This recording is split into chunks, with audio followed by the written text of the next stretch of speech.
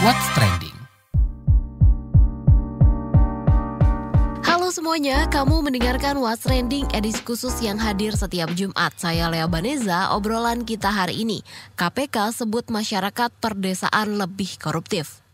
Komisi Pemberantasan Korupsi KPK menyebut masyarakat pedesaan lebih berperilaku koruptif dibanding masyarakat perkotaan. Ternyata masyarakat pedesaan 4 tahun terakhir ini ternyata lebih berperilaku koruptif dibandingkan masyarakat perkotaan. Nah, ini tentunya menjadi tantangan kita bersama. Di samping itu, anggaran yang diturunkan tadi ternyata ada juga kebocoran-kebocoran anggaran. Berdasarkan data yang ada, sampai dengan 2022, itu tercatat ada 851 kasus terjadi korupsi di desa. Kemudian ada 973 tersangka.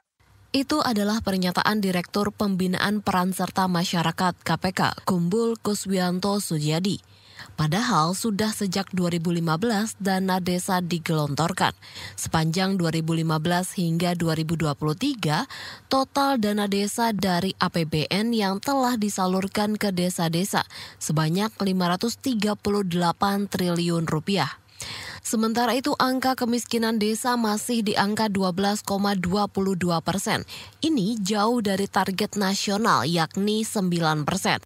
Kata Kumbul, perilaku koruptif masyarakat perdesaan juga terlihat dari survei Indeks Perilaku Anti Korupsi 2024, di mana indeks perilaku anti korupsi pada masyarakat perkotaan lebih tinggi yaitu di angka 3,86, sedangkan perdesaan 3,83. Kumbul mengeklaim KPK terus melakukan upaya hukum untuk memberantas korupsi. Total sudah ada 1.749 tersangka. Meski begitu, korupsi masih saja terus terjadi. Berdasarkan pantauan KBR, di bulan Juli ini saja kita bisa temukan beberapa kasus dugaan korupsi dana desa. Contohnya di Banten, 2 kades di Kabupaten Serang, Banten jadi tersangka korupsi. Yang pertama, dugaan korupsi dana desa di Desa Kopo yang menerima alokasi dana desa 1,3 miliar rupiah. Dana itu termasuk untuk pembangunan jalan beton, tapi dibangun tidak sesuai dengan spesifikasi. Kemudian kasus kedua di Desa Cidahu yang menerima dana desa 1,2 miliar rupiah dari APBN dan APBD. Diduga hasil korupsi digunakan untuk kebutuhan sehari-hari tersangka. Kemudian kita beralih nih ke Jawa Timur. Kades di Malang juga jadi tersangka kasus korupsi anggaran desa sebesar lebih dari 400 juta rupiah. Ada juga kepala desa Batalas di Kabupaten Tapim, Kalimantan Selatan yang diduga melakukan tindak pidana korupsi pada rentan waktu tahun 2017, 2018, dan 2019 berupa pembangunan fisik di desa tersebut. Kerugian negara ditaksir mencapai hampir 300 juta rupiah. Lebih lanjut soal perilaku koruptif di tingkat desa dan bagaimana nih untuk membereskannya, kita mau membahasnya bareng News Editor KBR, Wahyu Setiawan usai jeda. Lu nyari apa sih? Sibuk amat dari tadi. Duit gue nih hilang, padahal udah dimasukin dompet. Ada tuyul kali ya? Hus, jangan asal lo ya. Bukannya tadi lo jajan kopi? Ikut PO seblak sama nitip gorengan ya? Hah? Masa? Kok bisa gak sadar ya? Bocor alus tuh, lo kudu disiplin keuangan makanya. Dengerin deh Uang Bicara, podcast dari KBR Prime yang ngebahas soal ekonomi dan literasi keuangan. Cocok banget buat anak muda kayak kita. Nah, sama nih kayak dengan self-reward. Lo dengerin di mana? Di kbrprime.id. Oke deh, gue dengerin. Tapi jajan kopi sore ini gue pinjem lo dulu ya. Astaga. Uang Bicara, menavigasi kamu supaya tetap cuan dari KBR Prime. Balik lagi di What's Trending edisi khusus setiap Jumat. Topik kita kali ini, KPK sebut masyarakat perdesaan lebih koruptif. Desa menjadi sektor dengan kasus korupsi terbanyak sepanjang 2022. Ini menurut data Indonesian Corruption Watch, organisasi independen yang fokus mengawal dan melawan isu korupsi. Kemudian di tahun berikutnya, jumlah kasus korupsi di tingkat desa juga paling besar di sepanjang 2023. Berdasar data ICW, selama 2023 terdapat 187 kasus korupsi di desa. Aksi korupsi pada sektor desa tercatat merugikan negara sekitar 162,2 miliar rupiah pada 2023. Menurut ICW, tren korupsi di perdesaan meningkat sejak adanya program dana desa. Dalam laporan hasil pemantauan tren penindakan kasus korupsi tahun 2022, ICW menyebut tren kasus korupsi hingga tahun 2022 meningkat secara konsisten sejak pemerintah mengalokasikan dana desa pada tahun 2015. Wahyu, gimana nih kamu melihat tren ini? Ya, agak miris ya, Lek, ya. Dana desa yang seharusnya digunakan untuk pembangunan desa justru beberapa kasus dipakai untuk korupsi ya. Jadi kan awalnya aliran dana desa yang besar ini kan diharapkan mampu ya mensejahterakan dan memakmurkan serta menaikkan taraf ekonomi masyarakat desa nih. Tapi kalau kepala desa ataupun perangkat desa ini nggak punya pemahaman soal pengelolaan anggaran yang baik ya akhirnya bisa berakibat anggaran dana desa di tiap desa rawan ya jadi banjakan korupsi. Nah, ICW ya seperti yang kamu singgung tadi memang menyebut aliran dana desa turut andil nih dalam tren kasus korupsi di perdesaan. Nah, menurut ICW peningkatan kasus korupsi di desa ini nggak terlepas dari disahkannya Undang-Undang Nomor 6 Tahun 2014 tentang desa yang di situ memuat alokasi dana desa. Jadi pada 2023 itu pemerintah nih menggelontorkan anggaran sebesar 68 triliun ya. Jadi anggaran puluhan triliun itu digunakan untuk 75 ribuan desa di seluruh Indonesia. Jadi kalau dihitung ya, artinya rata-rata satu desa itu dapat mengelola hampir 1 miliar nih, tepatnya 900 juta rupiah. Oke. Jadi meski anggaran ini ditujukan untuk pemerataan kesejahteraan, tetapi tanpa prinsip transparansi, partisipatif, dan akuntabilitas, nah ini dana desa dikhawatirkan oleh ICW menjadi ladang basah korupsi nih ya. Oke. Itu menurut ICW ya. Nah kalau menurut KPK, korupsi dana desa ini bisa terjadi karena berbagai faktor. Nah, apa aja tuh Wahyu? Faktor-faktor itu diantaranya nih ada minimnya pemahaman masyarakat tentang pembangunan desa, termasuk ini mengenai anggaran desa serta hak dan kewajiban mereka ya. Kemudian juga belum optimalnya fungsi Badan Permusyawaratan Desa atau BPD dalam mengawasi penggunaan anggaran. Nah, selain itu ada juga nih keterbatasan akses informasi oleh masyarakat ya, terkait dengan pengelolaan dana desa, kemudian layanan publik dan sebagainya. Serta keterbatasan atau ketidaksiapan kepala desa dan pengelola lainnya ketika harus mengelola dana desa dalam jumlah yang besar ya. Tadi kan hampir 1M tuh ya. Nah tadi Wahyu bilang sebenarnya anggaran dana desa ini kan bisa jadi ladang subur korupsi nih. Nah modus-modusnya tuh apa aja nih Wahyu? Tuh banyak banget ya modusnya ya. Coba aku jelaskan satu-satu deh ya. Nah dengan kita mengenal modus-modus korupsi di tingkat desa ini, ya diharapkan kita bisa lebih paham dan jeli ya dengan praktik yang sama yang mungkin terjadi di wilayah kita. Nah beberapa modus korupsi di desa yang tercatat nih ya dalam jurnal anti korupsi KPK diantaranya nih, aku sebutin ya. Ada penggelembungan dana atau markup ya. Jadi modus satu ini biasanya terjadi pada pengadaan barang dan jasa. Salah satu contoh kasus terjadi di Desa Negeri Administratif Sumbawa, Kabupaten Seram bagian timur pada 2019 lalu. Jadi nih kasusnya itu kepala desa terbukti melakukan markup, salah satunya dia menaikkan harga pembelian 15 motor desa dari 23,5 juta menjadi 29 juta. Dalam laporan pertanggungjawaban dana desa 2016. Oke. Nah, modus lain, anggaran untuk urusan pribadi nih. Ini agak kacau juga ya, Lea ya. Jadi ada kasus pada 2018 di Desa Taraweyang, Kecamatan Labakang, Kabupaten Pangkep, Sulawesi Selatan. Jadi sang kepala desa ini mencairkan dana pengadaan lampu jalan, ini nilainya sekitar 140 juta ya. Sampai bantuan masjid 20 juta dan lainnya. Namun ternyata uang itu justru digunakan untuk membayar utang pribadi sang kepala desa nih, yang utangnya itu ditaksir mencapai lebih dari 160 juta rupiah. Modus lainnya dana desa dikorupsi ini adalah pengadaan proyek fiktif. Jadi ini cukup populer ya, di mana aparat pemerintah atau perangkat desa ini membuat kegiatan, tapi sebenarnya nggak ada. Oke. Nah, salah satu kasus contohnya ini menjerat kepala desa Kaluku. Jenny Ponto yang membuat kegiatan fiktif untuk material pengerjaan jalan setapak, perjalanan dinas, belanja ATK, kemudian juga belanja pembelian seragam BPD dan lain-lain. Jadi dari kasus ini negara diperkirakan merugi hingga 48 juta rupiah. Kemudian modus lainnya adalah tidak sesuai volume kegiatan.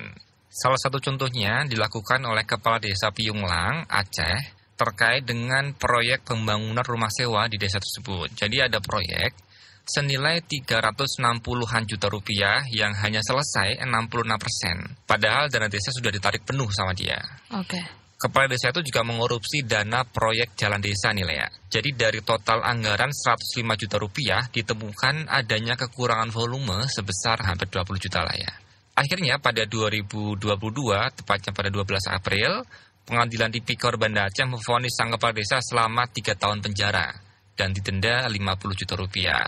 Modus lainnya adalah laporan palsu. Jadi maksudnya adalah laporan yang telah dimanipulasi dengan cara pengurangan jumlah barang yang tercantum, juga mengubah kualitas barang menjadi lebih rendah atau membuat pembelanjaan fiktif. Jadi ada kasus nih, laporan dana desa tahun 2016 yang seakan-akan proyeknya ini udah selesai nih.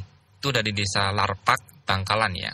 Jadi waktu itu ditaksir negara merugi hingga 300 juta rupiah. Kemudian modus terakhir penggelapan.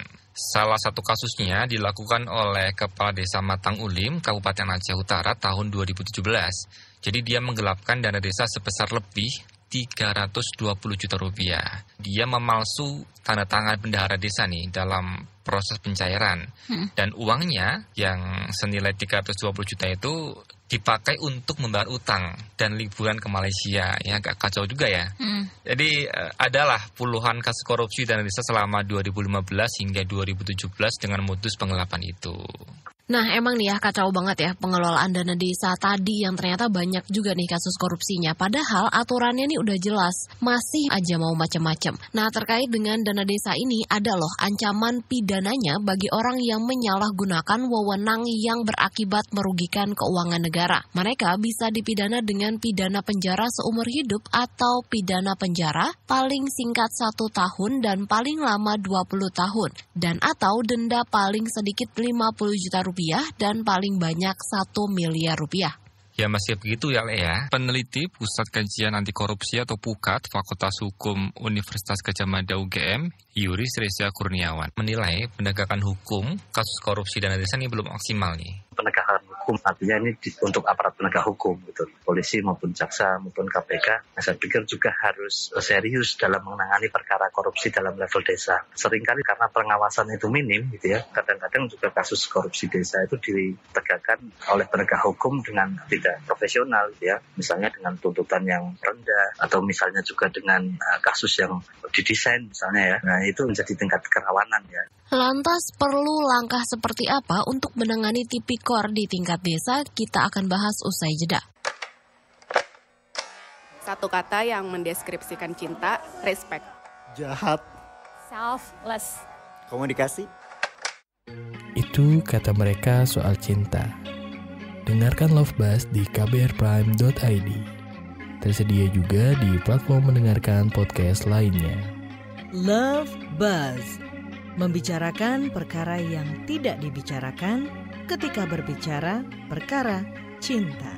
Balik lagi di What's Trending, edisi khusus setiap Jumat. Topik kita kali ini, KPK sebut masyarakat perdesaan lebih koruptif. Tadi sudah kita bahas soal bagaimana modus-modus korupsi dana desa. Nah, saya penasaran nih mendengar pihak yang menjadi eksekutor pemanfaatan dana desa. Celah-celahnya tuh di mana aja sih untuk penyelewengan dana desa ini, Wahyu? Telah ya. Jadi KBR udah wawancara dengan Ketua Umum Asosiasi Pemerintah Desa Seluruh Indonesia atau APDESI, Arifin Abdul Majid. Jadi kami mencoba mewawancari dia mengenai celah-celah korupsi dana desa.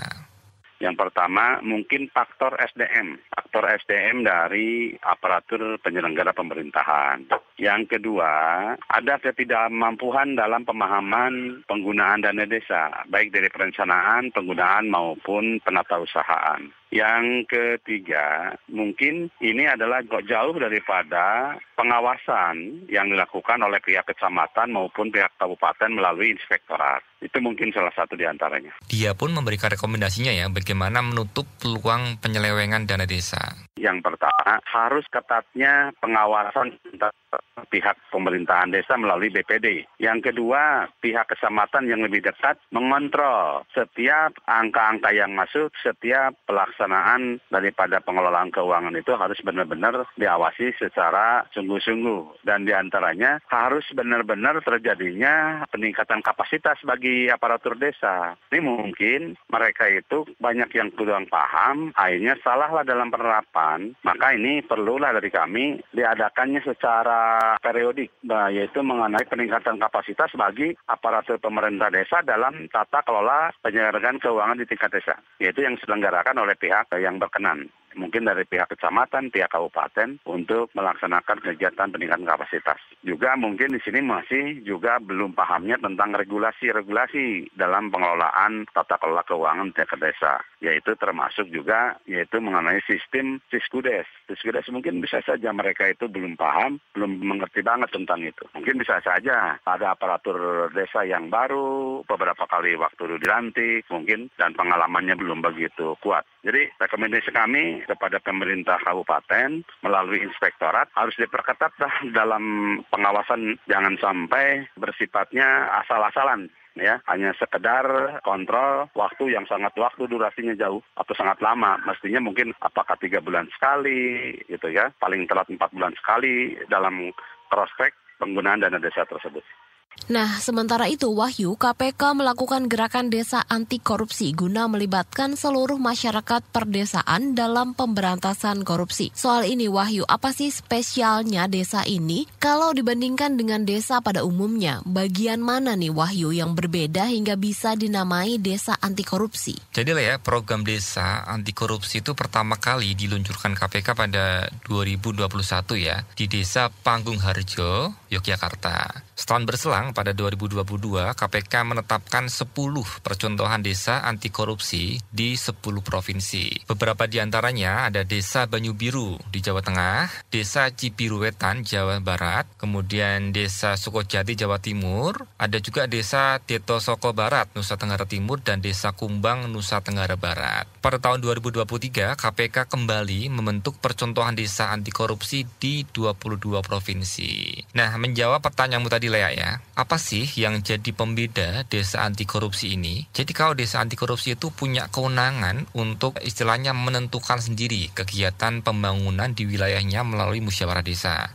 Nah, untuk mengimplementasikannya, masyarakat desa harus banyak terlibat nih dalam pengawasan pembangunan di desanya sesuai dengan tujuan diberikannya dana desa. Jadi kembali lagi ya, tujuannya tadi untuk mengentaskan kemiskinan serta meningkatkan potensi ekonomi desa dan taraf ekonomi masyarakat. Sebuah desa anti korupsi juga diharapkan bisa menularkan semangat anti korupsi dan menciptakan pemerintahan desa yang akuntabel dan transparan ya ke desa-desa lain di provinsi masing-masing. Jadi ada nih beberapa indikator desa anti korupsi ya kalau berdasarkan panduan desa anti korupsi dari KPK. Di antaranya adalah penguatan pengawasan. Jadi ini tujuannya untuk mengendalikan proses manajemen desa serta kinerja aparat desa untuk mencegah korupsi di desanya. Kemudian ada juga indikator mengenai penguatan kualitas pelayanan publik. Ini tujuannya untuk menihilkan penyimpangan pada pelayanan publik di desa itu. Jadi komponen ini bisa dinilai dari penyediaan layanan pengabdian masyarakat, kemudian survei kepuasan masyarakat terhadap pelayanan pemerintah desa, keterbukaan dan akses masyarakat desa terhadap informasi layanan pemerintah desa, kemudian juga media informasi tentang anggaran pendapatan dan belanja desa. Lalu indikator lain yang juga tak kalah penting yang tadi sudah disinggung ya, soal penguatan partisipasi masyarakat desa. Nah, gimana nih Wahyu bentuk partisipasinya? Ya harus aktif ya masyarakat desa ya. Ya. Jadi partisipasi dan keterlibatan masyarakat itu dilakukan dalam penyusunan rencana kerja pemerintah desa. Lalu masyarakat juga disebut berpartisipasi jika memiliki kesadaran untuk mencegah praktik gratifikasi, suap, dan konflik kepentingan. Selain itu, adanya keterlibatan lembaga kemasyarakatan desa dan masyarakat dalam pelaksanaan pembangunan desa. Jadi dulu itu saya waktu KKN itu pernah diajak sama kepala desa untuk, kalau orang Jawa bilangnya rembuk ya, rembuk dana desa. Jadi ada dana segini mau digunakan untuk bangun apa itu dimusyawarahkan lah ya dengan masyarakat sekitar. Jadi aktif lah begitu. Itu salah satu contoh yang bagus juga ya. Tapi menurutku pribadi nih ya, praktik desa anti korupsi ini bisa saja ditiru desa-desa yang belum ditetapkan jadi desa anti korupsi loh. Jadi ada semangat mengawasi dan berpartisipasi itu sih yang mungkin bisa diadopsi lah untuk semua desa. Tapi caranya tuh seperti apa, Wahyu? Oke, dilansir laman sarana pengaduan dan aspirasi SAPA di Kementerian Dalam Negeri, dalam melaporkan adanya tindak dugaan penyelewengan dana desa, ini ada beberapa langkah yang bisa diambil oleh masyarakat ya. Yang pertama, membuat pelaporan atau pengaduan kepada Badan Permusyawaratan Desa, serta kepada pemerintah kecamatan mengenai objek kegiatan serta perkiraan nilai kerugian yang diselewengkan. Jadi harus tahu dulu nih masyarakat nih, apa sih kira-kira yang jadi dugaan korupsi itu. Kemudian dalam pelaporan atau pengaduan itu, perlu juga disertai dengan penjelasan konkret ya mengenai objek kegiatan apa yang menjadi dugaan tindak penyelewengan yang tadi saya sebutkan ya. Jadi kayak semacam bukti gitu ya. Jadi itu untuk menghindari persepsi bahwa laporan yang dilakukan itu hanya didasarkan atas informasi yang tidak utuh atau ya praduga-praduga yang nggak berdasar lah. Nah oleh karena itu dalam upaya pengawasan disarankan masyarakat desa ini proaktif nih meminta penjelasan atau konfirmasi mengenai indikasi terjadinya korupsi kepada pihak yang dicurigai tadi terlibat penyelewengan dana desa. Kan kita udah mengenal tadi ya beberapa modus yang digunakan untuk korupsi dana desa. Jika memang masyarakat punya bukti yang kuat dan dapat dipertanggungjawabkan di muka hukum atas dugaan penyelewengan dana desa atau korupsi ya, jadi masyarakat nanti berhak melaporkan perangkat desa itu kepada pihak aparat penegak hukum. Jadi ya untuk ditindaklanjuti ya. Tapi sayangnya hingga saat ini minat masyarakat untuk menjalankan pengawasan ini masih rendah ya. Ini adalah pandangan juris dari Pukat UGM. Belum banyaknya begitu ya minat dari masyarakat sipil untuk melakukan pengawasan di desa, di level desa. Nah ini yang kemudian juga menjadi catatan sebetulnya bahwa dana yang dikelola di level desa kan sekarang cukup banyak, dan kalau kemudian dirujuk setelah ada revisi undang-undang desa, kemudian jabatan kepala desa pun juga diperpanjang gitu kan, yang kemudian bagi kami justru menjadi rawan ya, semakin rawan untuk melanggengkan proses korupsi di level desa. Nah tantangan-tantangan itu juga menjadi faktor sebetulnya bahwa pengawasan dari masyarakat sipil pun masih minim dalam konteks tata kelola desa. Nah, gimana nih setelah mendengarkan obrolan kita, apakah ini membuat Anda tergerak semakin peduli dengan pemanfaatan dana desa di wilayah Anda? Sebagai pendengar podcast What's Trending, kalian juga bisa berkomentar soal praktik korupsi dana desa di kolom komentar. Demikian What's Trending edisi Jumat, saya Lea Baneza dan News Editor Wahyu Setiawan pamit. Sampai jumpa pekan depan.